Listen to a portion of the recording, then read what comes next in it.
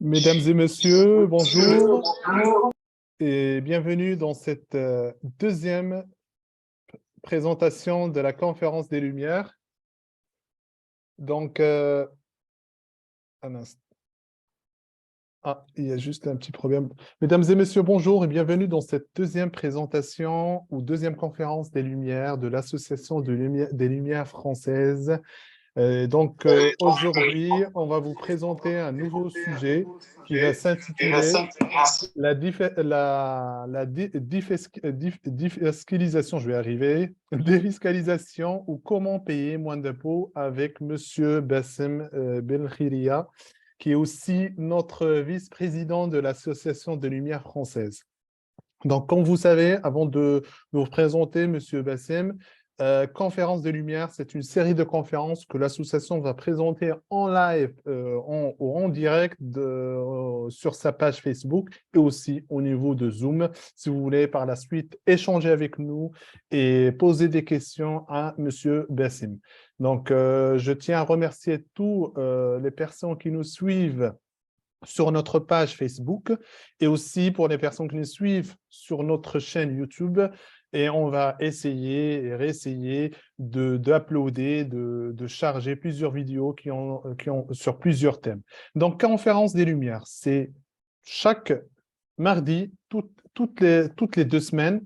Donc, il y aura plusieurs conférences dans ce sens-là. On est dans la deuxième conférence. La première conférence était sur l'évolution de notre esprit. La deuxième conférence avec la défiscalisation ou comment payer moins d'impôts avec Monsieur Belkhiria, qui est un expert européen en évaluation immobilière, certifié TECO20, formateur en évaluation et stratégie immobilière, chargé d'enseignement en Master 2. C'est un professeur à l'Université de Paris 8 et membre de la Compagnie nationale des experts immobiliers, membre titulaire de l'Institut français de l'expertise immobilière et membre partenaire de la Compagnie nationale des experts de justice en estimation immobilière. On aura bien sûr une présentation, notre conférence en expertise immobilière avec M. Bassem Belkhiria, qu'on tient à le remercier vivement et chaleureusement d'être présent avec nous ce soir pour nous donner une conférence qui est une des conférences qui va illuminer notre esprit et illuminer nos connaissances. Sidi Bassem ou Monsieur Bassem, bienvenue chez toi. Je rappelle que vous êtes le vice-président de l'Association des Lumières françaises. Donc, je vous donne la parole et on vous suit par rapport à cette lumière que vous allez transmettre dans tout Facebook. À vous la parole, Monsieur Bassem.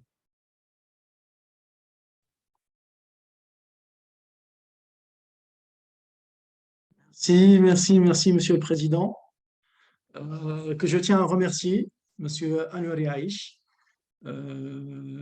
qui est notre cher président, qui n'arrête pas de nous éclairer avec ses connaissances, qui est également, je tiens à le présenter également parce que j'ai omis la dernière fois de le faire, qui est directeur associé chez Caliance et directeur associé chez Stock Booking. Il est coach également et formateur au mind mapping, lecture rapide et mémorisation. Il a fait sa formation auprès de Monsieur Tony Bozan en personne. Il est également formateur en développement personnel, vice-président de la JCI Maroc, ingénieur de formation. Dans le domaine artistique, il était acteur, technicien de son, communication. Il a joué dans plusieurs pièces théâtre au Maroc. Il est membre de plusieurs associations et en plus, il pratique les arts martiaux comme l'aïkido. Voilà, donc on est honoré de l'avoir en tant que président. Et merci pour ta présentation. Aujourd'hui, notre sujet, il s'intitule « Dans la défiscalisation », à savoir comment peut-on payer moins d'impôts. C'est la question que se posent tous les Français, à savoir comment réussir à payer moins d'impôts de nos jours. Ce qui est primordial, c'est dans un premier temps de calculer le foyer fiscal. Ça veut dire le quotient fiscal, c'est très important, et de savoir de quoi se compose un foyer fiscal. On entend parler de ce terme à maintes reprises dans les médias, par l'administration fiscale également. Par la suite, on va présenter plusieurs volets. Il y a plusieurs volets sur lesquels on peut défiscaliser, à savoir les services, la partie sociale, partie financière, et on va finir par le domaine immobilier. Généralement, on ne connaît que le volet immobilier. C'est ce qui est présenté généralement. Donc, aujourd'hui, on va essayer de vous éclairer modestement sur pas mal de techniques, et commençons par là. Déjà, pour l'administration fiscale, le foyer fiscal, c'est la situation familiale. Ça veut dire de quoi se compose votre foyer. Est-ce que c'est un couple avec enfants, ou un enfant, deux enfants, plus? Et surtout, c'est les personnes qui sont à votre charge. Donc, les personnes, ils composent le foyer fiscal, et c'est ce qui représente les parts fiscales en soi. Donc, le nombre de parts fiscales, il va influer, il va impacter votre quotient familial, et par ce dernier, on peut calculer votre impôt sur le revenu. On peut le résumer, bien sûr, par ce tableau. Donc, si vous êtes célibataire, c'est une part fiscale. Si vous êtes un couple, c'est deux parts. Ça se complique par les couples avec enfants, si on peut dire ça. Plus on a des enfants, plus on aura des parts fiscales, et moins on payera d'impôts. Donc, si c'est un couple avec un enfant, c'est deux parts et demie. Si c'est un couple avec deux enfants, c'est trois parts. Si c'est un couple avec trois enfants, c'est quatre parts. Quatre enfants, cinq parts. Et à partir de cinq enfants, on rajoute une part entière.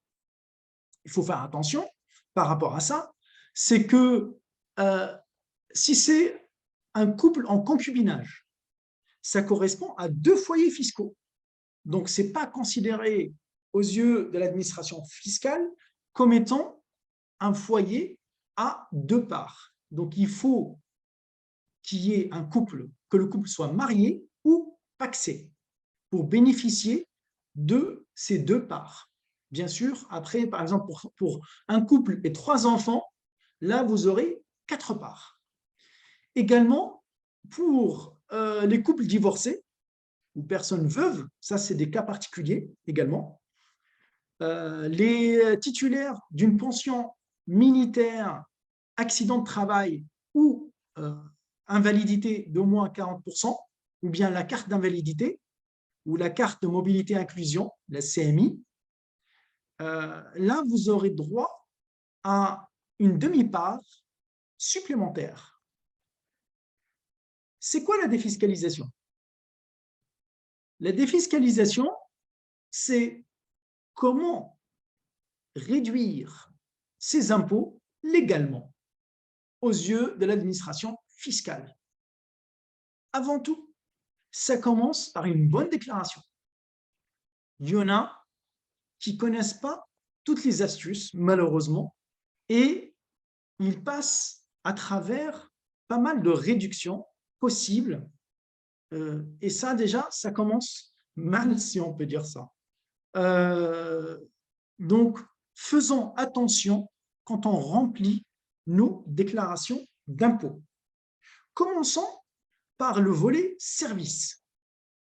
Le volet service, l'emploi direct d'un salarié qui rend des services pour des travaux ménagers, garde d'enfants, soutien scolaire à domicile, ou bien des activités artistiques comme apprendre un instrument musical, du dessin ou autre. Donc, ça permet de déduire de 50% tout ce que vous allez payer en tant que salaire. pour cet intervenant. Bien sûr, c'est limité à 15 000 € d'avantage fiscal. Par exemple, si un intervenant il vous coûte 30 000 € par an, donc 50%, ça fait 15 000, là, vous êtes plafonné à 15 000. Quand est-ce qu'on passe à 20 000? En cas d'invalidité. Il y a également, pour ceux qui ont des étudiants chez eux, à savoir des enfants étudiants qui ont atteint l'âge de l'université, là, c'est des cotisations de la sécurité sociale obligatoire sont déductibles également. Il y en a qui l'oublient. Il y a aussi les dépenses d'accueil dans un établissement pour personnes dépendantes, les maisons de retraite. Là, c'est réduit à 25% des dépenses limitées à 10 000 €. Le volet social, donc là, on a commencé par le volet service, à savoir l'emploi d'un salarié à domicile, les cotisations de la sécurité sociale des étudiants et les dépenses d'accueil en établissement de personnes dépendantes. Le volet social, les pensions alimentaires.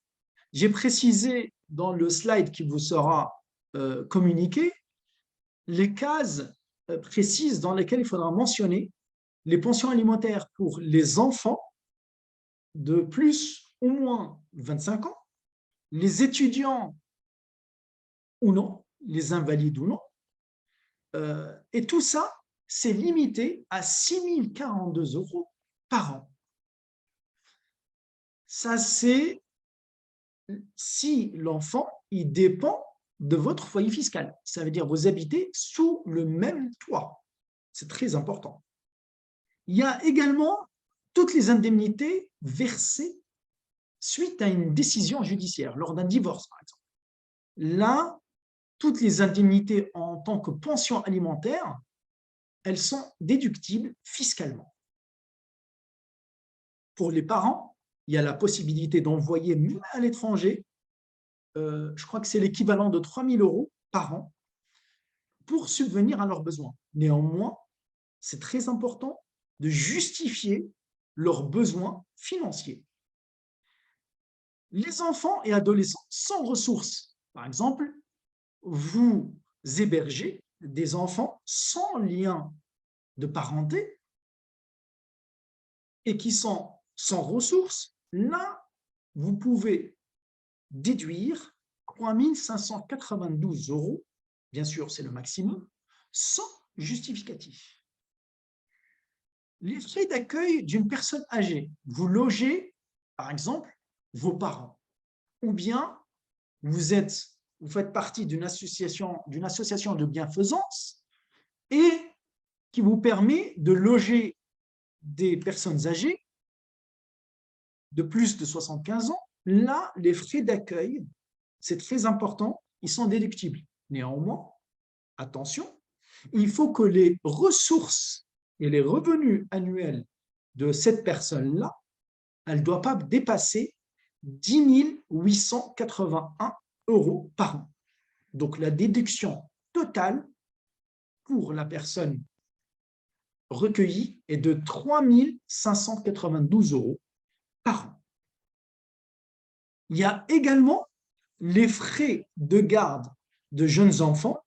Ceci aussi, c'est déduit par les enfants, déduit par l'administration fiscale et c'est limité également, c'est plafonné. Voyons le volet social vis-à-vis des dons. Les dons pour les associations ouvrent un droit de réduction de 75%, bien sûr dans la limite de 1 000 €. Les dons doivent être effectués pour des associations établies en France, installées en France, qui, en France ou à l'étranger, fournissent gratuitement une aide alimentaire aux personnes en difficulté. Fournissent gratuitement une aide alimentaire aux personnes en difficulté, favorise leur logement ou leur donne gratuitement, à titre principal, des soins médicaux, paramédicaux ou dentaires. Dans ce cas-là, il y a déduction de 75% dans la limite de 1 000 euros. Au-delà de 1 000 euros, ça sera 66% de déduction. Pour les organismes d'intérêt général, là également, il y a une déduction de 66%, qui est limitée à 20% de votre revenu imposable. Ça veut dire que vous ne pouvez pas dépasser 20% de votre revenu imposable à mettre à disposition d'un organisme d'intérêt général. Un petit aparté sur l'organisme d'intérêt général. Quand est-ce qu'un organisme est d'intérêt général?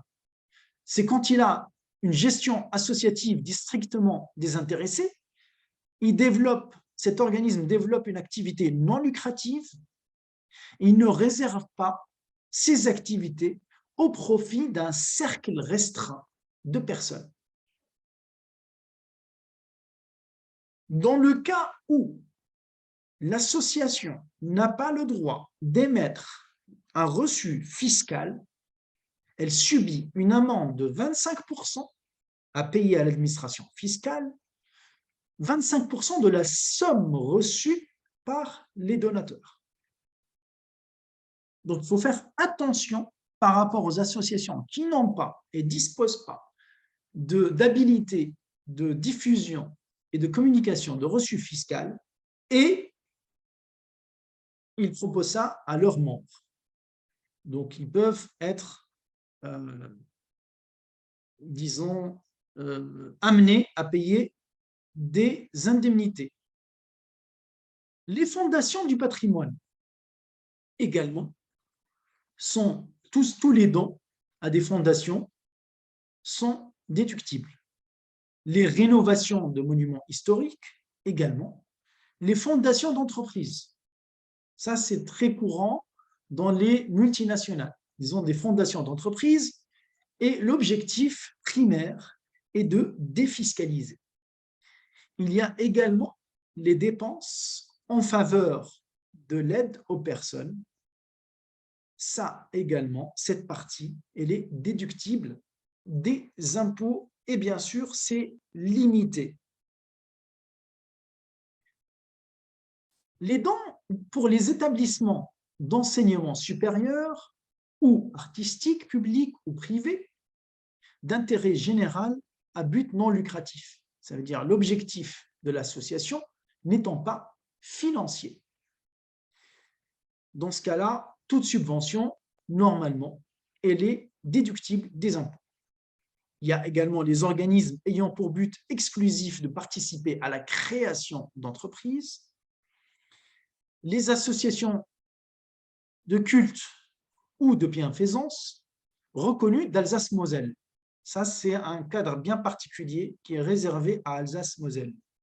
Les associations de financement de campagne électorale plafonnées à 7 500 € et s'il y a plusieurs personnes qui financent un parti, c'est plafonné à 15 000 € par an, par foyer.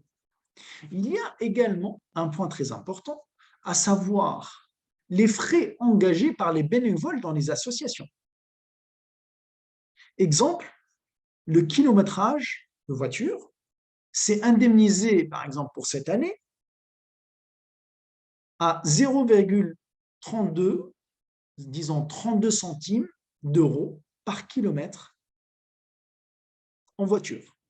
Donc là, il suffit d'avoir une attestation de la part du trésorier de l'association, comme quoi vous avez parcouru tant de kilomètres, et il y a la possibilité de déduire ce montant par l'administration fiscale, à condition que le bénévole n'empoche pas et n'encaisse pas une indemnisation et un remboursement de la part de l'association. Il y a également les mécénats d'entreprise. Donc, tout ce qui est, généralement, c'est artistique.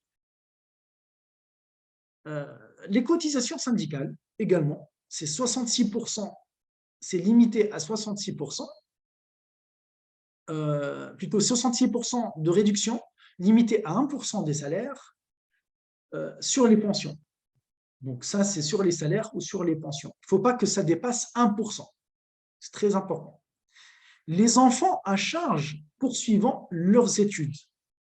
Là, c'est 61 € par enfant au collège, 183 € au lycée.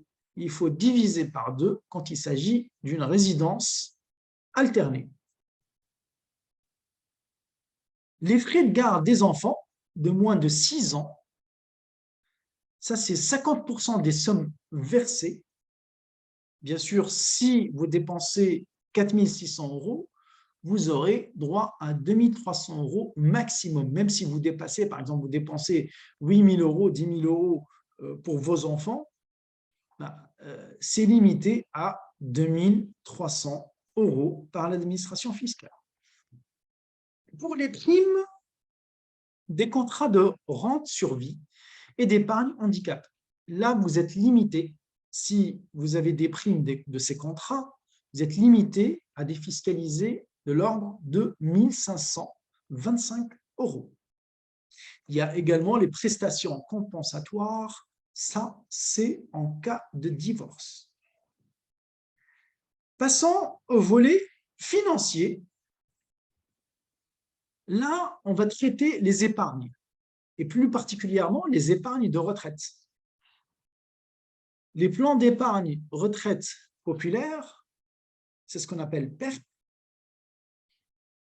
Les caisses nationales, donc les régimes de retraite complémentaire également. Il y a les caisses nationales de prévoyance de la fonction publique, des COREM. Ça, c'est géré généralement par l'Union des mutuelles spécialisées dans l'épargne retraite. Il y a le comité de gestion des œuvres sociales. Ça concerne le personnel hospitalier. La partie PER, ça c'est le plan d'épargne retraite. Donc tout ce que vous investissez, tout ce que vous mettez dans ces plans d'épargne, c'est déduit de votre revenu fiscal. Il faut le savoir. Néanmoins, c'est limité, bien sûr, on ne peut pas mettre au-delà. Chaque année, ça change. Le plan d'épargne retraite obligatoire, le PERO, et le plan d'épargne retraite entreprise collectif. Donc, généralement, c'est un régime de retraite supplémentaire d'entreprise qui est mis en place par l'employeur.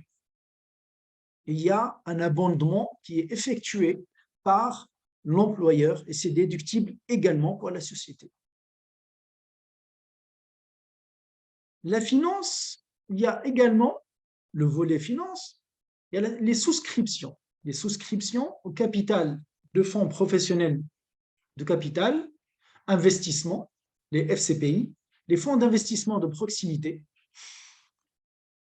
Le fait d'investir dans le capital des PME, par exemple, vous créez une société, une nouvelle société, votre capital social, il est de 30 000 €, et bien vous déduisez 30 000 €. Bien sûr, c'est plafonné, mais quand même, ça fait une déduction. C'est très important. Au capital d'entreprise de presse, les sociétés de presse, là, tout ce que vous investissez là-dedans, vous achetez des parts et des actions, c'est déduit des impôts. Il y a également, quand vous achetez des actions et vous participez au capital de Sofica. Sofica, c'est quoi? C'est une société. C'est une société pour le financement de l'industrie cinématographique et audiovisuelle. Donc, c'est limité à 25%, maximum 18 000 €.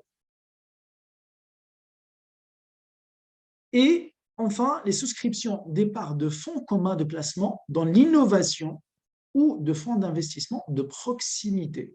Là, vous êtes limité également dans le montant de défiscalisation et c'est de l'ordre de 25% des sommes versées. Passant au volet immobilier, les monuments historiques, donc les propriétaires se réservent la jouissance de ces biens. Et tout cela, c'est dans la limite de 20 000 € de travaux. Il y a la loi Cellier. La loi Cellier, ça consiste à acheter dans le neuf, dans un territoire bien défini. Il faut que ça soit loué pendant 9 années, à un loyer plafonné par l'administration fiscale et plus particulièrement par la région, et vous vous engagez à louer pendant cette durée, ce qui va vous permettre de bénéficier d'avantages fiscaux. Il y a également la loi Duflot, c'est plus ou moins pareil, loi Pinel également. Le loi de Normandie ancien, ça consiste à acheter de l'ancien et faire des travaux, c'est intéressant également.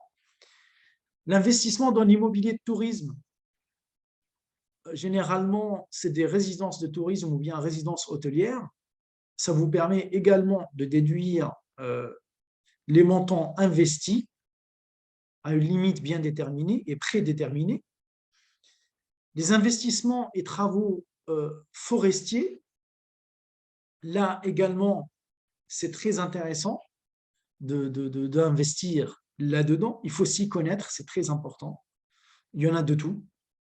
L'investissement dans l'immobilier en outre-mer, ça, c'est une niche fiscale également très importante. Ça veut dire que vous achetez votre résidence secondaire dans les outre-mer et ça vous permet d'une part d'avoir une résidence secondaire et d'autre part de déduire vos impôts.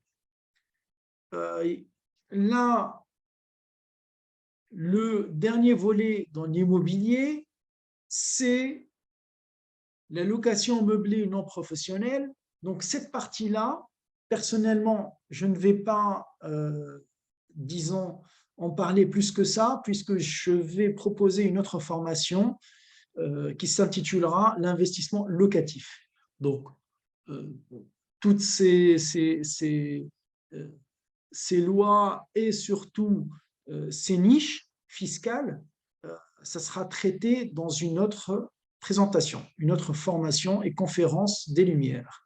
Donc, je reprends, il y a les locations meublées non professionnelles, qui est très utilisée par les particuliers, les locations meublées professionnelles, la LMP, les dépenses en faveur de la transition énergétique de la résidence principale. Quand vous faites des travaux, vous passez d'un chauffage en fioul ou bien en gaz, vous passez aux panneaux solaires ou panneaux thermiques, ou bien vous passez à tout ce qui est géothermie, par exemple.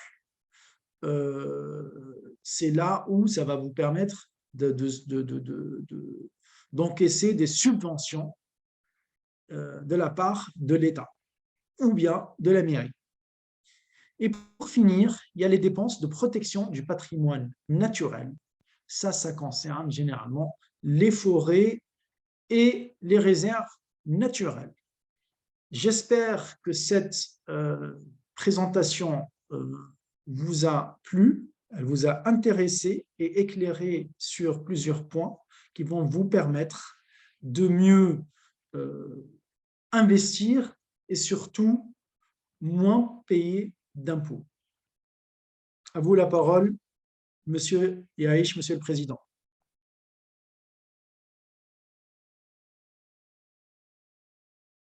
Merci beaucoup, Monsieur Bassim, pour cette belle présentation sur la défiscalisation ou comment payer moins d'impôts. C'est surtout ça pour les personnes qui investissent ou pour les personnes qui ont des charges. Comment, à travers ces charges-là, on peut payer moins d'impôts. Je tiens à vous remercier vivement et chaleureusement pour cette présentation. Sincèrement, moi aussi, j'ai appris pas mal de choses qui vont vraiment m'aider dans ma vie personnelle et professionnelle. Et il y a pas mal de niches qu'on n'a pas l'attention de les détecter au fil des mois.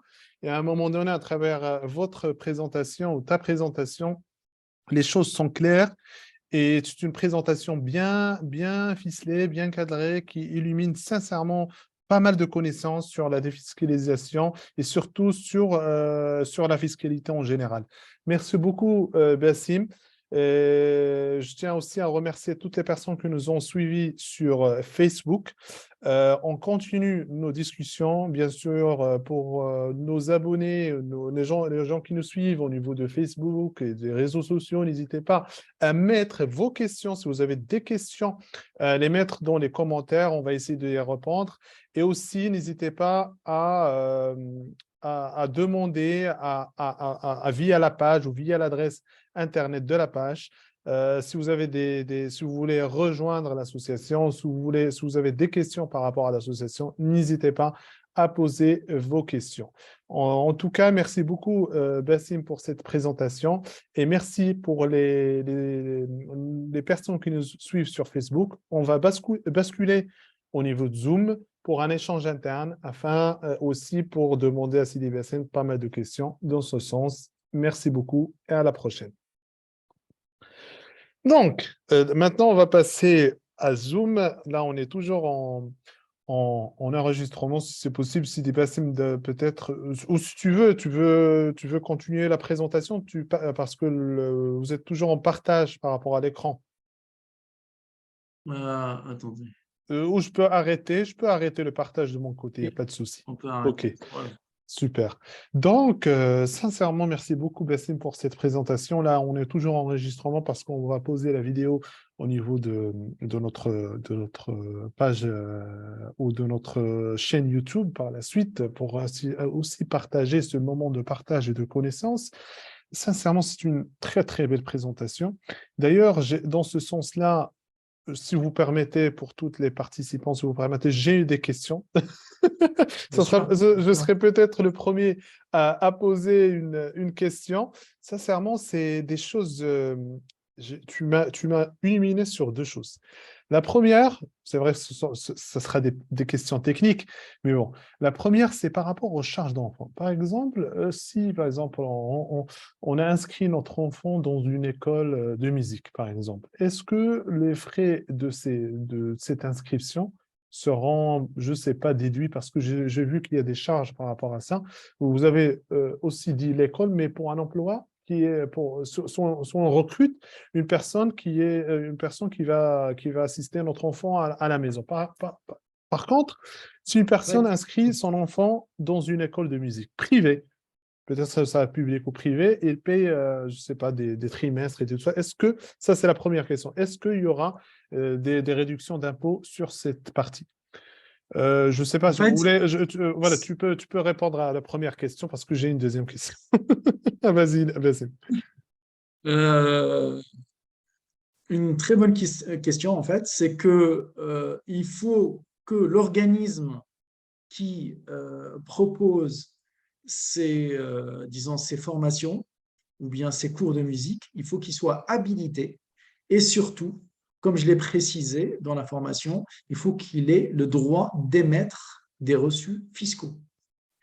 Et l'idée d'un salarié à domicile, le terme salarié fait peur généralement, mais c'est vraiment par exemple un prof de musique qui vient chez vous, bien un prof de dessin, qui propose des cours. Il peut y avoir des amis à vous, par exemple, les amis de vos enfants, qui viennent chez vous, et là, le professeur, il va émettre un reçu fiscal ou bien une facture, et à partir de là, ça sera déduit à 50%. Et ça pourrait être très, très, très intéressant, parce que déduire quand même jusqu'à 15 000 euros, c'est pas négligeable. Donc, c'est 15 000 euros de déduction, hein. Donc, c'est pas rien. Et ça vous permet, d'une part, de proposer une vie artistique et une activité artistique à votre enfant, ou bien avoir une femme de ménage, ou des travaux, même des travaux de plomberie ou autres, ou, voilà, il faut des travaux chez vous, à partir du moment où c'est chez vous et c'est récurrent, là, c'est déductible. Généralement, on passe par le SESU. SESU, en fait, c'est un site internet. On passe là-dessus et le SESU, il se charge de vous émettre des bulletins de paye et c'est lui qui va prélever les charges sur votre compte bancaire. Et bien sûr, à lui d'émettre les reçus fiscaux. Donc, le SESU a été mis en place par l'administration fiscale et par le gouvernement. Et sincèrement, ça marche très, très, très bien. D'accord, merci beaucoup Sidi Bassim pour cette illumination. Sincèrement, ça va beaucoup nous aider là-dessus. Ma deuxième question concernant la partie de financement. Vous avez dit si par exemple on achète des actions dans le capital ou on participe dans le capital d'une société, c'est-à-dire, je ne sais pas si c'est la même chose, mais si on achète des actions dans une société, dans une PME, voilà, dans une société ou petite ou moyenne entreprise, est-ce qu'on peut déduire cet achat-là au niveau de notre fiscalité? C'est-à-dire, est-ce qu'on peut déduire à la fin d'année, voilà. Ça, et par rapport même à cette question-là, par exemple, si on achète par crédit, c'est-à-dire, je sais que c'est très technique, c'est-à-dire, je ne sais pas, on a acheté 10 000 euros d'actions et ces 10 000 euros, on les paye chaque mois. On a une mensualité de 12 mois, par exemple. On paye, je ne sais pas, 6 mois pendant l'année 2021 et 6 mois pendant l'année 2022. Est-ce qu'on peut profiter comme ça de l'année 21 et de l'année 22 de ces charges-là, par exemple, au niveau de la fiscalité? Ben, en fait, par rapport aux PME, généralement, euh, c'est pas vraiment des actions, c'est le capital social.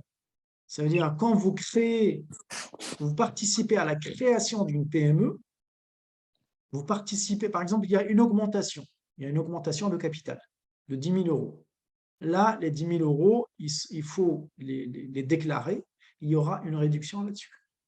Par contre, si vous achetez des actions dans un capital, tout dépend dans quoi vous investissez. Parce que là, c'est ce qu'on avait dit, il y a des fonds d'investissement pour la création d'entreprises, des fonds d'investissement pour l'aide aux personnes les plus démunies, il y a les fonds d'investissement pour, par exemple, là, c'était l'audiovisuel, c'était la Sofica. Donc, ça vous permet d'une part d'investir et d'autre part de réduire vos impôts. Par contre, si vous achetez des actions d'une PME, là, ça m'étonnerait quand même et encore plus à crédit. Bon, là, c'est trop demandé, à mon avis, à l'administration fiscale. C'est que déjà, c'est déductible par rapport à certaines sociétés. C'est pas toutes les sociétés, hein. Il faut qu'elles aient un intérêt général.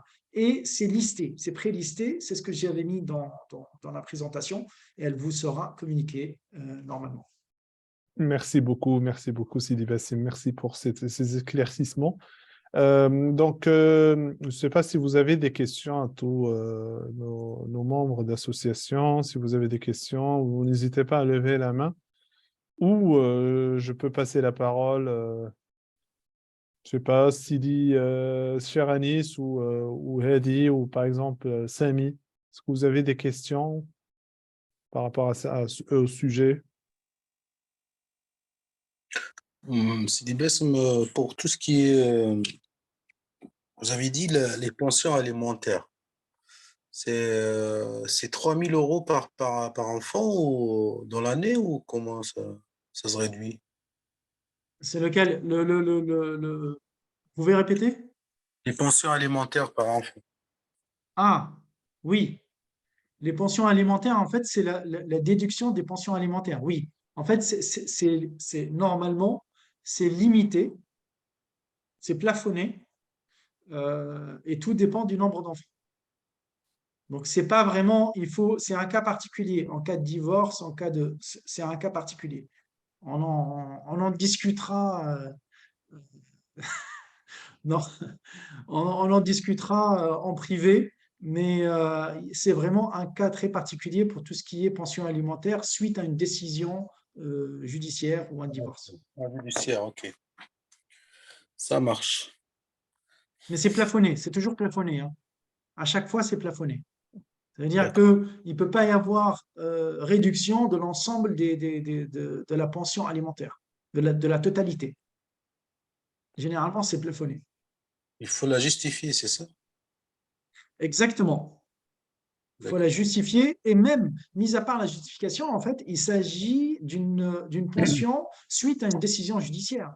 Donc, vous êtes dans l'obligation de la payer. Et si ce n'est pas judiciaire, il y a une pension alimentaire en cas par exemple, de séparation.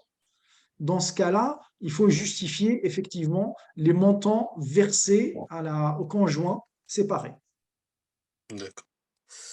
Ok, j'ai une autre question de l'autre côté. En fait, en cas où vous avez une société et vous voulez donner des dons à travers votre société à une association, fiscalement, ça se déduit où? À quel niveau en fait? C'est côté IS, c'est-à-dire impôt sur société, ou bien côté, ça se calcule comment quoi? Par exemple, vous Ben, en pouvez fait, donner, ouais. Ou vous n'avez pas le droit de faire bon, ça. ben, en fait, dans un premier temps, ça passe en charge. On est d'accord là-dessus. Puis, c'est vraiment sur la recette fiscale. Ça veut dire tout ce que vous allez payer, normalement, ça passe en charge, d'une part, euh, et d'autre part, il y aura une régule. Pourquoi? Parce que normalement, la société, toute société n'a pas le droit de donner, de sortir. Elle doit justifier les charges payées. C'est-à-dire, quand vous dépensez, quand vous dépensez, en fait, vous utilisez la trésorerie de la société, il faut justifier chaque euro dépensé. Sinon, c'est de l'abus de biens sociaux. Donc là, en fait, l'administration fiscale, elle vous permet de donner des dons, donc de passer ces dons-là en charge. Bien sûr, c'est limité à un pourcentage de votre chiffre d'affaires. Et l'administration fiscale, elle ne va pas vous chercher sur cette charge-là qui concerne les dons. Puisque, supposons que c'est 2 000 euros de charge, 2 000 euros de dons. Les 2 000 euros de dons vont passer en charge. Donc, de facto, ça va baisser votre IS. Contrepartie, l'association donne quoi? Donne un reçu? Donne un reçu fiscal. Un reçu fiscal, c'est Le indispensable. S'il n'y le a pas de reçu reçu fiscal, fiscal, vous vous exposez et l'association également. Et le reçu fiscal, c'est pas lié au numéro fiscal de l'association. C'est-à-dire que tu peux créer des numéros Non, non, fiscaux non. En pas fait, identiques. le reçu fiscal, c'est une habilité de la part de l'administration fiscale. Ça veut dire qu'il faut communiquer, c'est une procédure à faire. Ce n'est pas un droit. Ça veut dire, moi, personnellement, je connais pas mal d'associations qui sont normalement d'utilité publique, mais malheureusement, ils n'ont pas eu. Donc, ces associations, si elles émettent des reçus fiscaux, sans pour autant avoir l'autorisation, elles se retrouvent confrontées à une possibilité de se retrouver en infraction aux droits fiscaux et surtout à l'administration fiscale et à payer des pénalités qui atteignent les 25% de la somme versée par le donateur. Donc, D'accord. c'est vraiment une procédure à faire. Il faut justifier comme quoi c'est un organisme d'utilité publique, il y a une séparation, il y a surtout c'est à but non lucratif et il ne faut pas que ça concerne, disons, quelques personnes. C'est-à-dire, il ne faut pas que ça soit, voilà, il faut que ça soit ouvert à tout le monde. Il faut que l'association, elle soit ouverte à toute personne, quel que soit l'âge, voilà, quelle que soit la situation socio-professionnelle, etc. D'accord. Une autre question complémentaire. Et ces dons-là, merci déjà beaucoup pour cette clarification. Et ces dons-là, il faut qu'ils soient. Est-ce que par exemple, je peux acheter des choses et donner à une association, ou bien je Bien dois sûr, verser de l'argent à une association? en fait, le don, il pourrait être soit en numéraire, à savoir l'argent, ou bien en matériel, euh, ou bien même ça pourrait être un logiciel, ça pourrait être des connaissances, ça pourrait être… Voilà, le don, il a plusieurs formes. Et après, à partir du moment où vous donnez un ordinateur, par exemple, vous achetez un ordinateur, il y a la facture et c'est justifié. Il faut qu'il y ait une justification de la part du trésorier. Très important. Le trésorier de l'association, c'est à lui de justifier et donner un document comme quoi il reconnaît avoir reçu ce matériel informatique ou autre de la part de monsieur tel en tant que don, sans pour autant avoir une contrepartie. C'est très important. Il ne faut pas avoir une contrepartie et il ne faut pas que l'association le rembourse pour ce don. Très bien. C'est intéressant. J'espère que j'étais clair. Non, c'est très intéressant. Ce qui me manque, en fait, comme quelques infos, quoi. Bon, j'ai beaucoup de questions, mais je laisse la parole à d'autres personnes. C'est non. Merci, monsieur Anis. Merci à vous. Monsieur, Merci, Anis. Monsieur Samy. Moi, si juste un remerciement pour le groupe et pour l'effort de M. Bassem Belkheria, M. Anwar Yaïch, pour tout ce qu'il il donne pour l'association des Lumières françaises. Et j'espère que Dieu comment dire, il vous aide dans vos vies actuelles. Allah يسهل لكم إن شاء الله. Merci. Merci beaucoup. Merci.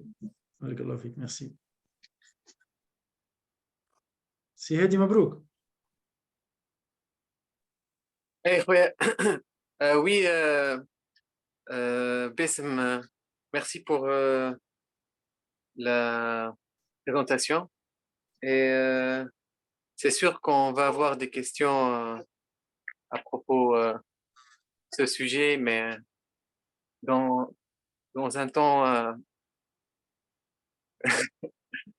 avancé. Mais Disons, mois d'avril 2023, avant la déclaration des impôts, j'imagine. Ce qui est bien, Beth m'a dévoilé son expertise fiscale. Votre service, n'hésitez pas. Merci. Je ne sais pas si les la fin participants ont des questions à donner à M. Bassim. J'ai une question, s'il vous plaît, s'il n'y a pas d'autres Oui, questions. vas-y. Non, vous pouvez, Sidi, c'est M. En fait, c'est sur l'aspect immobilier. Donc, vous avez parlé pas mal de choses sur tout ce qui est immobilier. Vous avez cité trois droits.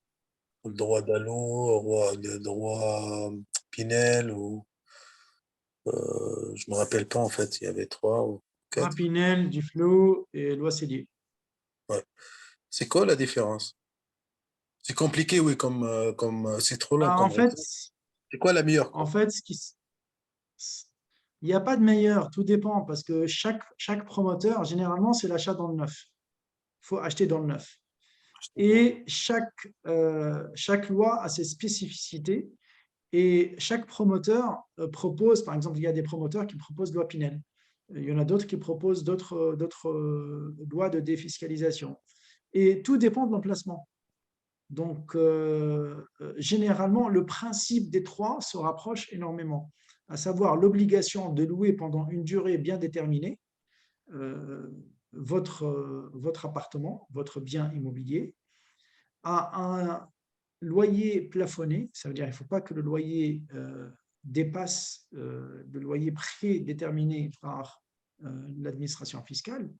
Et suite à votre effort, disons, locatif, vous aurez droit à des réductions fiscaux sur les revenus d'une part, et bien sûr, c'est sur la durée du bail et du contrat signé avec le locataire. D'accord. Mais c'est vrai, on en parlera. Hein, Ça marche. c'est plus, je traiterai ce sujet dans la prochaine conférence, à savoir les investissements locatifs. D'accord. Tout ce qui est C'est pour SI. ça, en fait, que j'étais très timide sur cette partie-là, je l'avoue, mais c'est fait exprès parce que j'allais traiter en fait le deuxième sujet. Donc, il faudrait que je garde quand même un peu de matière pour la prochaine conférence. Merci. Ouais. Non, moi, personnellement, je donne pas beaucoup d'importance aux déclarations. C'est-à-dire, la fin d'année, je déclare, voilà, j'ai un salaire. Bon, tout ce que tu sais, maintenant, c'est tout automatique. Après, il y a des petites astuces qui sont intéressantes. Par exemple, on paye des choses, on fait des choses, mais on les met pas en tant que. Ce sont nos droits également. Ce sont des droits que tu peux bénéficier, même quelques euros, mais ça s'accumule, quoi. Et Bien sûr, bien sûr. Non, merci. C'est J'ai pas mal c'est de ce que j'ai nouvelles dit en choses fait. que j'ai détectées, hein, c'est trop bien. C'est ce que j'ai dit en fait. La défiscalisation débute par une bonne déclaration fiscale. D'accord. Donc, à partir de là, vous commencez à réduire les impôts. Malheureusement, on néglige pas mal de points. Et vous avez remarqué qu'il y a moyen de baisser quand même de minimum de 3, 4, 5 000 euros juste en cochant des cases. C'est ça, ouais. En tout cas, n'hésitez pas, je suis à votre service. Non, c'est trop bien, merci. Merci beaucoup aussi, Bessama. Ça. Je vous en prie, Sinis.